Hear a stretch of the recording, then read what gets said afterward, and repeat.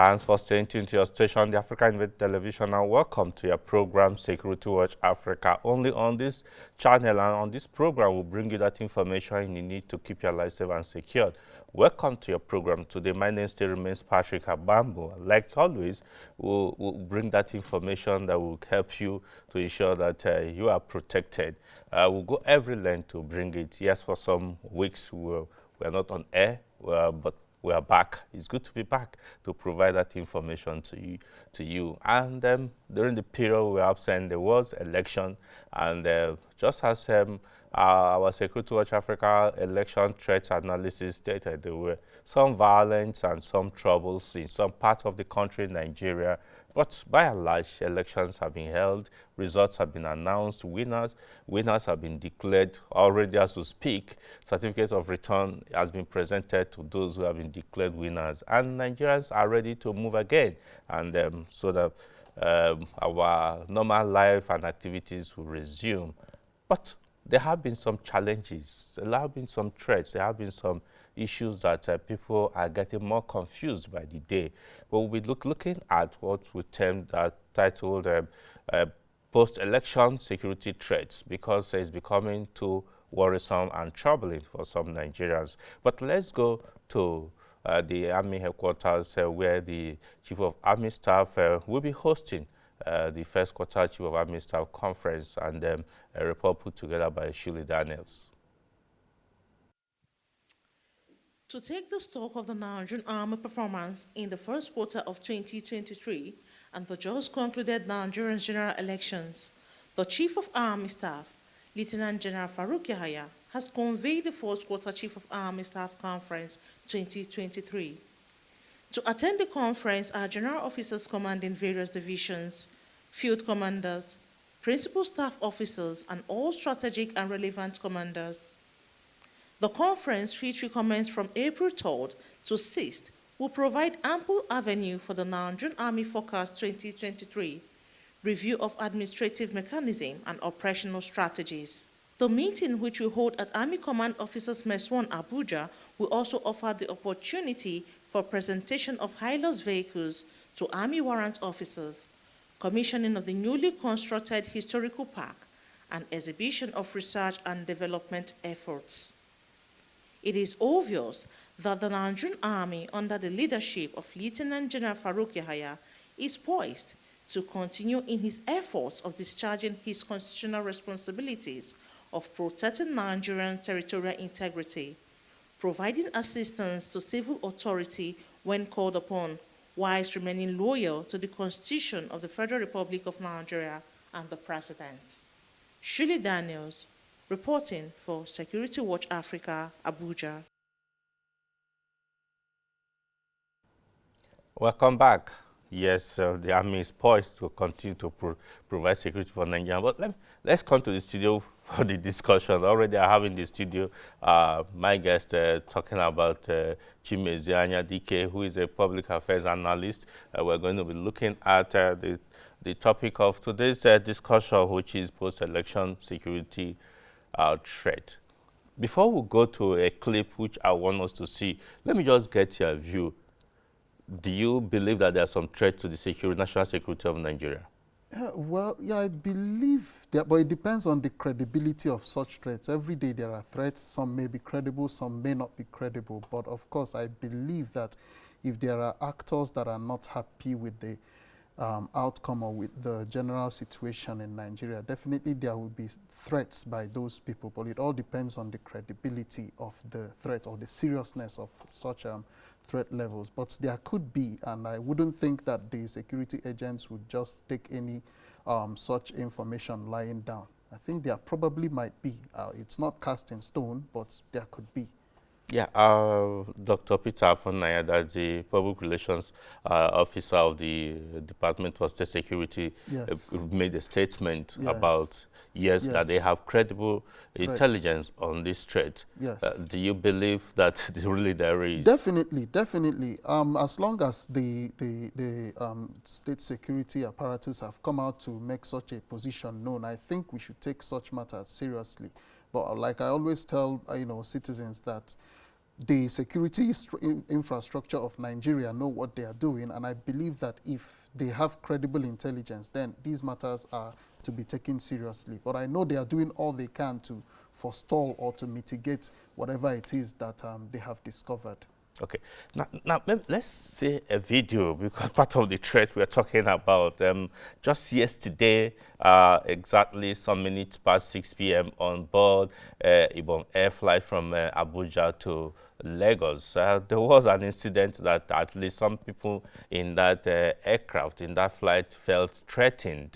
If the studio is ready, can we watch a bit of what happened and the comment released this morning by the airline? Tinubu cannot be sworn. So you need to leave the plane. You need to leave. A security threat. You need to leave. You need to leave the plane. You need to leave. You cannot even go to house so long. Oh, you should go to court.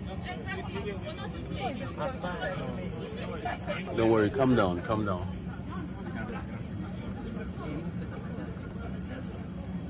You should check even if I and there. Sure, I'm not joking.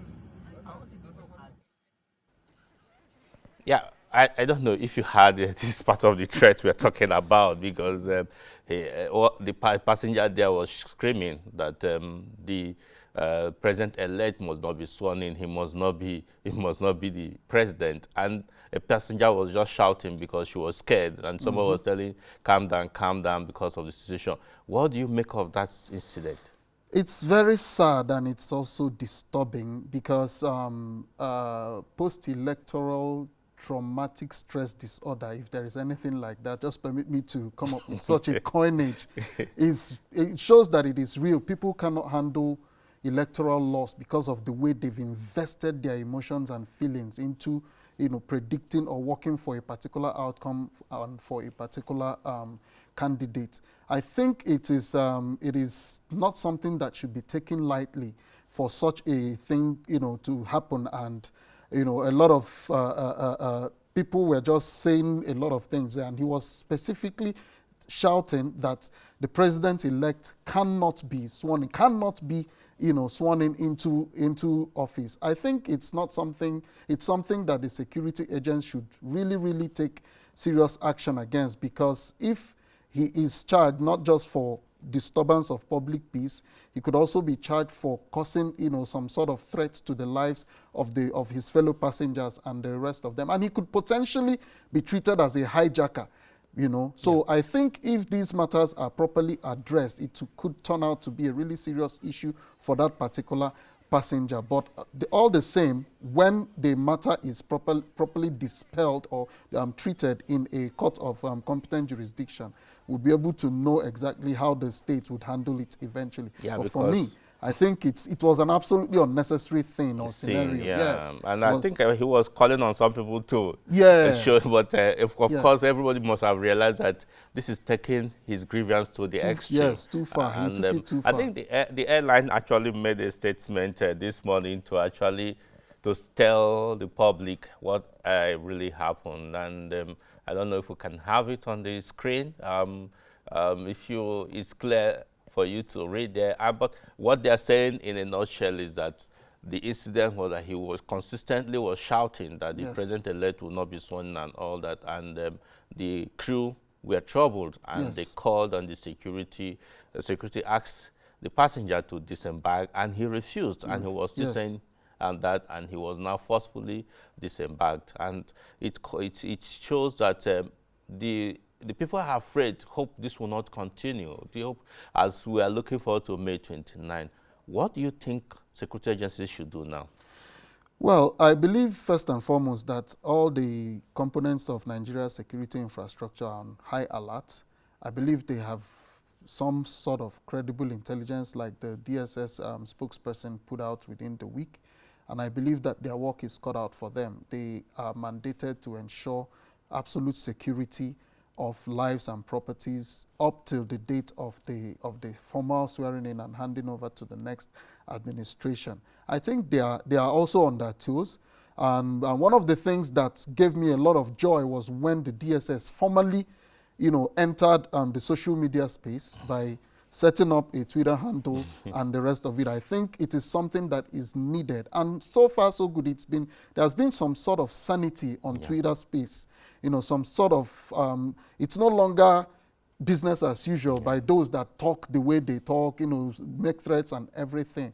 So I think that is one very fantastic step. And I believe that by the time they go deep into some accounts that are very, very popular for making inciting statements, making inciting gestures, setting up, trying to inflame the polity and the rest of it, I know that they would be able to fish out one or two perpetrators. But one of the things I know is that the way they work, they would not come out to make anything public because it would potentially jeopardize their activities and their modes of operation. But I believe they are already working, and they will continue to do their best to ensure that they ensure security, leading to the formal handing over and swearing in of the president-elect. Again, there was also another comment 2 days back where a traditional ruler in Lagos State was making a threat that the proscribed IPOB, indigenous people of Biafra, will be invited to come to Lagos to provide security for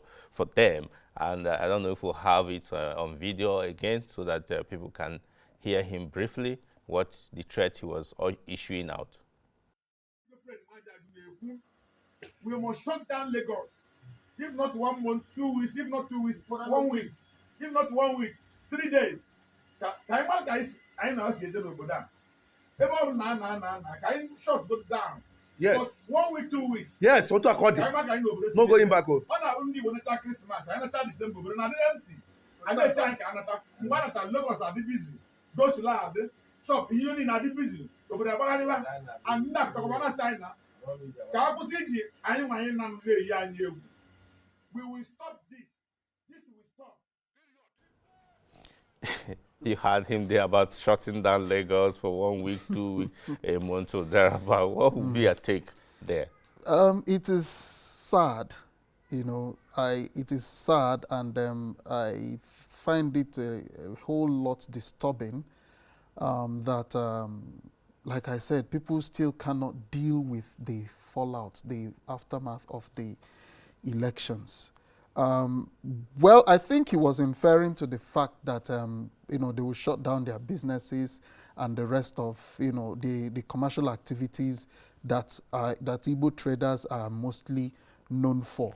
But in a way, I think that if his statements are taken into context, as has already been, it could also be seen as incitement. Yeah, he's already, digitally constituted, become a public nuisance, and has caused some sort of incitement and threats and threats, because there is no way how these things work. There is some sort of hive think, group mentality. If some people do not, wish to not partake in whatever shutdown that they intend to enforce, they might resort to violently ensuring that those people that do not want to be part of it have, become part of it. Yeah. And that is going to be a major problem. That is why I think that some of these things are very sad. You cannot continue to be, constitute a nuisance to the general public because of some post-electoral, should I call it misunderstanding, for the want of appropriate words. I don't think it is necessary. Some of these things the laws are very clear on what should happen after elections have been successfully conducted. Yeah, because I was going to talk about that. I know that during the elections there were some violence that took place in some parts of the country. There were some intimidations. There were areas of grievances. Some people will have felt aggrieved. Yes. But what should be done? What do you think people should do, or what should have been done to be able to ameliorate or soften the pains of those? First and foremost, I don't think we might ever be able to forestall or do away with some sort of electoral conflict. I don't want to use the word violence, because elections usually make people become very passionate. And people are unable to control their passions when things don't go the way they like. So, but one of the things I always tell people is this: this is nothing but a contest. It is not a do or die affair. It's a contest. If we're able to come to the mindset that this is a mere contest, there must be a winner, and the winner will work for the benefit of all of us, I don't think there will be any need for people to resort to some sort of violence during elections, as the case may be. So if we have that if we come to accept that mindset, have that understanding that this is just a mere contest, it's not a do or die affair, I don't think there'll be any reason for violence. And also, our security agents are also have their work cut out for them, because most of the time they might not be able to cover all the polling units, as the case may be, because of course there are areas that are known predominantly for violence, so they would have to concentrate their efforts in those areas. But like I said, it is something that comes from our mindset first. It's a contest. A winner must emerge. If it is not the person you worked for, no problem, but the person that emerges will work for the benefit of all, for those that voted for him and those that did not vote for him. So if we have this mindset, I think that the cases of electoral violence would be, seriously minimized and reduced in our polity. And do you think there is enough room for those who feels aggrieved to seek redress? Yeah, definitely. I think that the law is very clear and sacrosanct on how to seek redress if you are not satisfied with the outcome of the elections. The law makes it very, very clear that you have a certain period of time to file your petition, and it is at this particular court, and this is the court or the tribunal that is expected to handle electoral matters. If you are dissatisfied with the outcome or with their verdict, you proceed to a higher court until you get to the Supreme Court, that is the final adjudicator in the matter. And if truly we present ourselves to be law-abiding, of course, we'll be able to abide with whatever outcome the final adjudicator, has given as the verdict. I think we should just, grow to a point, and I believe our politics is becoming more mature, that we can get to the point of, okay, let's seek redress according to the dictates of the law, not outside. The moment is outside the ambits of the law, it becomes unlawful, and you can, run into trouble because of that. So let us seek redress according to the stipulations of the law.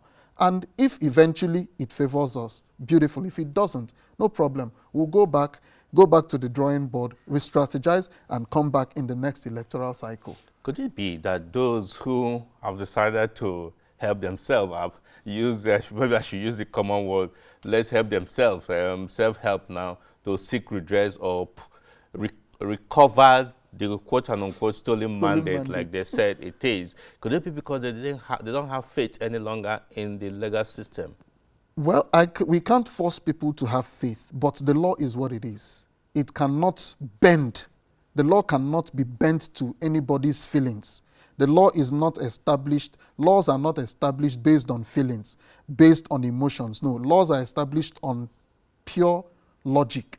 So if you don't have faith in the system, there is no need going to the courts, going to a system, or going to an institution you say you don't have faith in.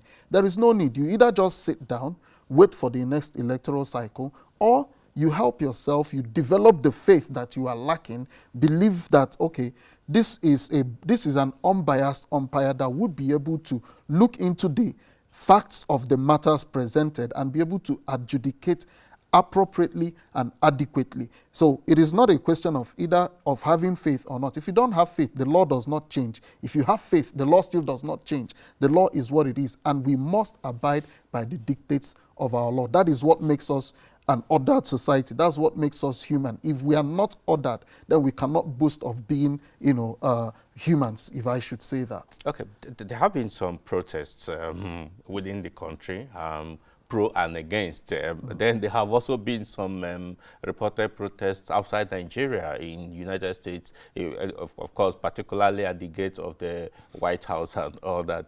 To what use are these protests? If I must be blunt, first and foremost, there is nothing against anybody's right of assembly as long as your assembly does not infringe on the rights of others.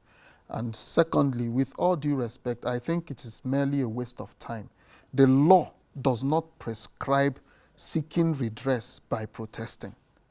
It will not, the law will not look at the fact that you are protesting to, change the facts of the matter or to change how it is supposed to adjudicate in a matter. It is very, very clear. You go to the election tribunal and you file your petition, and that is it.